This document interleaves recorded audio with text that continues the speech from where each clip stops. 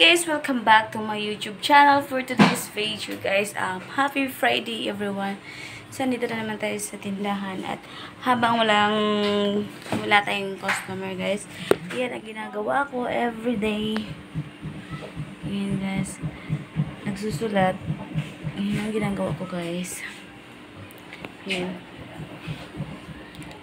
Always nag-i-inventory lang tayo guys kung walang ginagawa. Wala kasi tao guys. Nandun sa loob yung mga tao. Tsaka tahimik. Yan guys yung mga naluto na nila. Ayan.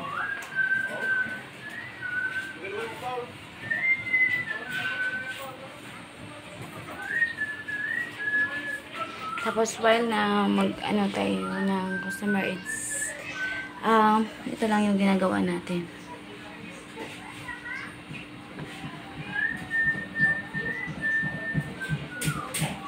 Yan ang ginagawa natin guys, nag-i-inventory. So, ayan ang ating vlog for today at happy Friday everyone and see you on my next video. Bye bye!